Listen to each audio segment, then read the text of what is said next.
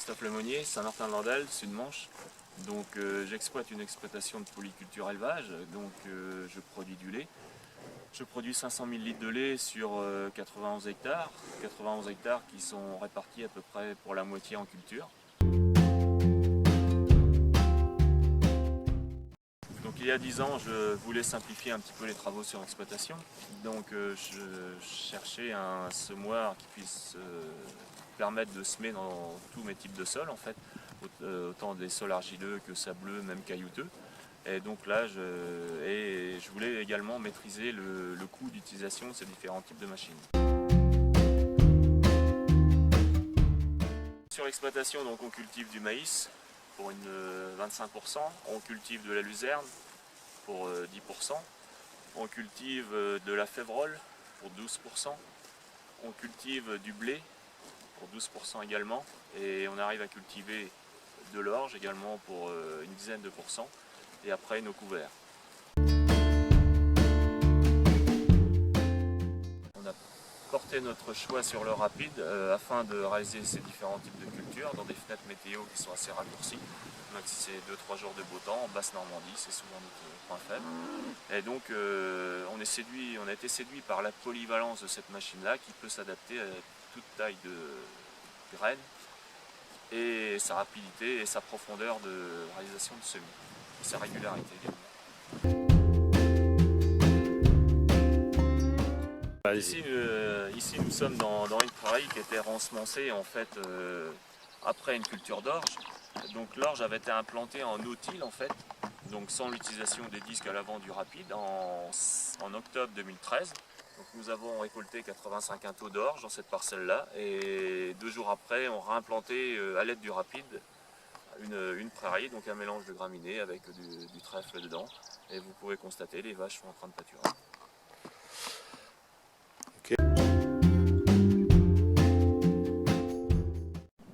En fait, les prairies ici sont renouvelées de différentes façons. Donc en fait, je les renouvelle en intercalant une culture d'orge, mais je les renouvelle également sur d'autres parcelles en fait en sursemis. Et donc là, l'itinéraire est tout simple. On détruit la prairie et on sème en no-till dans la prairie, et on arrive à avoir du résultat. Mais il faut faire attention à l'hygrométrie, à l'humidité du sol en fait, afin de faire de la terre fine pour avoir un bon recouvrement de la graine. Et on le réalise également en sursemis dans des prairies plus âgées en fait. On rapporte des graminées, on rapporte du trèfle, tout ça, dans la prairie sans détruire la prairie existante. Donc le rapide chez nous est utilisé en CUMA. Donc c'est des rapides qui font 750 hectares de semis par an. Et donc pourquoi on a choisi cet appareil-là? En fait, il convient aux différentes attentes des différents utilisateurs, qui soient en des purs TCS, des purs semi-direct ou des pros du labour. En fait, il convient à tout le monde. On arrive à trouver la bonne utilisation chez chaque adhérent.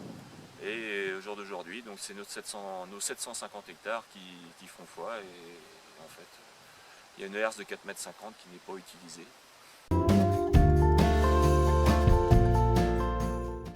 Le salon des fourrages, à côté du Tilleul, en fait, donc était organisé par les CUMA, et donc il demandait aux CUMA environnantes en fait de participer autant au travail qu'au niveau exposition de matériel. C'était que du matériel utilisé dans les CUMA, il n'y avait pas de matériel neuf.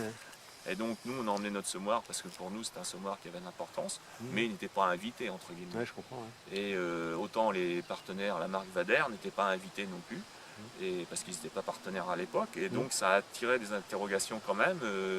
Là-bas, le semoir, qu'est-ce que c'est que cet appareil-là? Bon, ça l'a fait découvrir. Et puis après ça, c'était le coût d'utilisation. Donc à cette époque-là, on faisait 550 hectares avec un semoir, un coût d'utilisation de 9,02 €. Ça interpellait beaucoup de monde en fait. Donc après il y a eu le côté culture, parce que beaucoup de gens regardaient nos cultures par-dessus la barrière et puis se disaient pourquoi eux n'y arrivaient pas nous. Donc ça a fait effet boule de neige.